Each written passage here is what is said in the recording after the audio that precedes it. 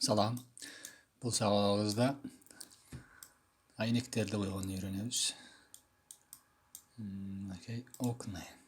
F2 менен планировкаға шығабыз. Окнаны бастық, настройкасына кіреміз. Так, бізге қандай окна керек? Мынау окнаны таңдадым. Биіктігін мысалы 2000. Ширинасын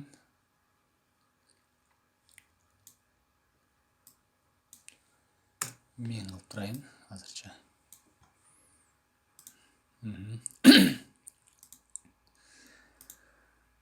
Чындырабыз, айнектерге тагын шотландка беребиз. Горизонтали 3 катар беребиз, вертикали 2 катар.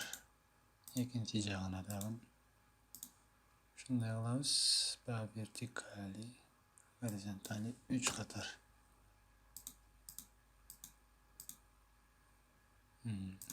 Тичканы коебуз. Ошондо мына биздин айнектин түстөрү бардыгы бир буюлуп калат. Эгерде тичканы алып койсок, ар бирин бөлөк боеп чыгышыбыз керек болот.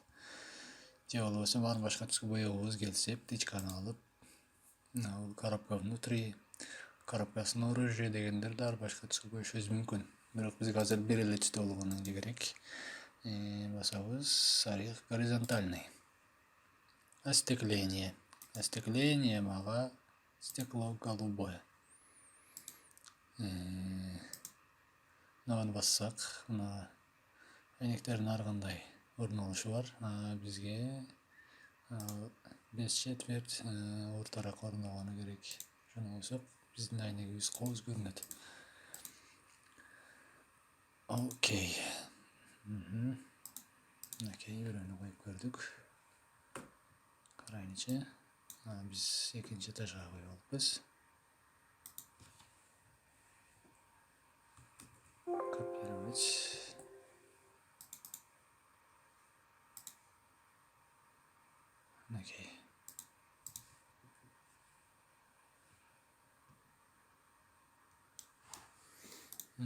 Айнек бийигирээк. Аны бул жерден оңдойбуз.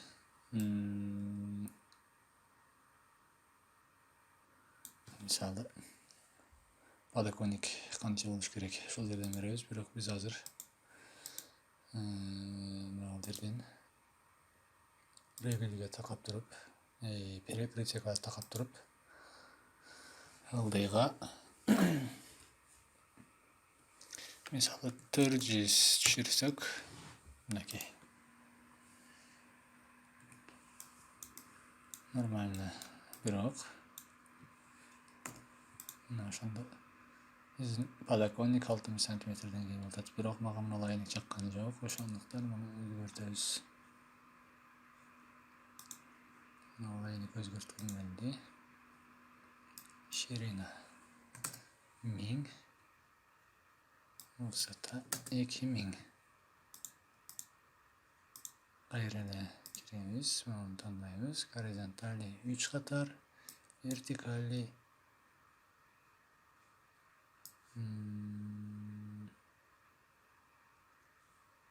горизонталini 4 катар кылат экенбиз. Вертикали 3 катар болсун. Окей, птичканы коебуз, баардыгын жалпы боейбуз. Остекление, стекло голубое. Боеп алдык. Эми ортага келтиребиз айнекти. Мынакей. Биздин айнек боелду.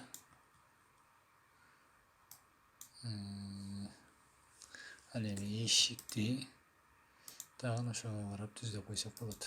Мынакей. Көтөрүп. Мына эшигибиз дагы 2600 болду, бирок высотасын түшүрүшүбүз керек. Эмненин высотасын? Фрамуганын высотасын чоңойтсок.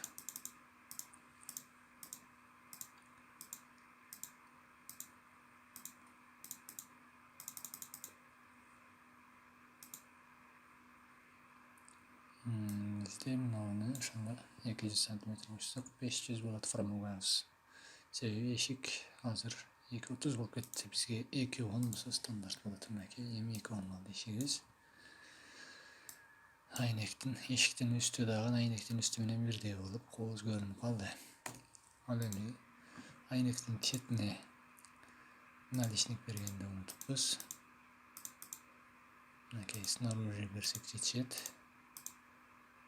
100 ширина. Бояйбыз.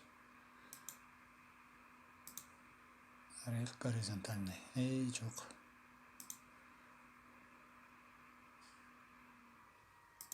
Клеенцой белый.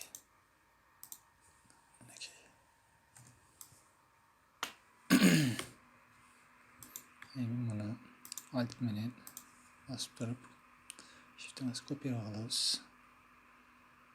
Жана бул жактарга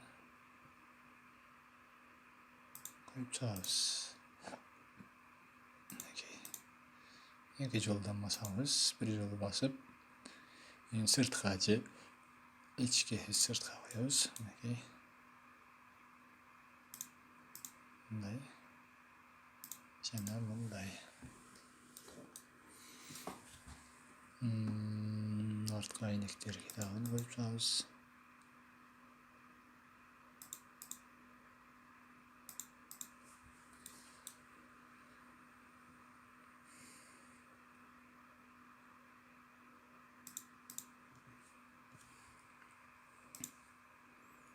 Арт жагыныкыны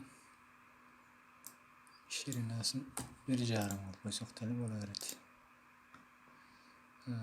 Высота 1,80 алабыз. Мына өчүрөбүз. Себеби арт жагы бизде көрүнбөгөндүгү үчүн арт жагына андай айнектен коюунун кереги жок деп ойлоп атам. Мынакей.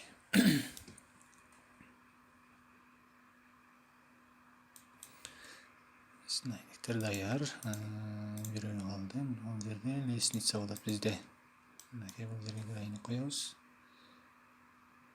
Бул жерге дагы бир айнек коебуз. Бирок бул айнекти кичирейтебиз. Биринчи очередте мындагы шотландка деп коебуз. Мынаны алып коебуз.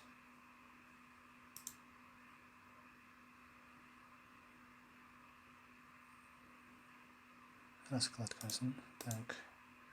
Эми высотаны 600 беребиз.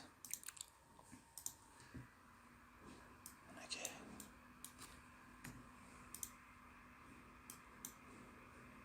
Басып көтөрөбүз. Айнектерге туштайбыз.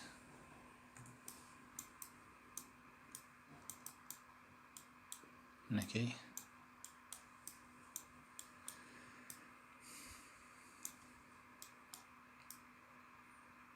Эми видеого көчүрүп коюшубуз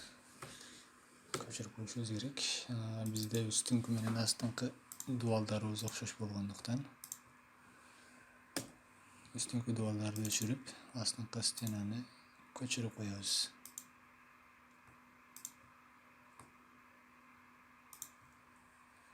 Копировать. Ctrl-C. Вставить. Ctrl-V. Мынакей.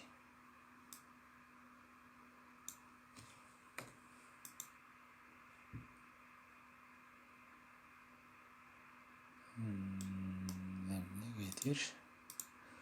Дубалдарыбыз 2,70 болуп калыптыр. Стенаны басабыз, Ctrl-A-ны басабыз. Ошондо бардык стеналар кармалат. Мына ал жер 300 кем болуп калыптыр. Ноль алабыз. Окей. Мынакей бизде айнектер дагы бүттү.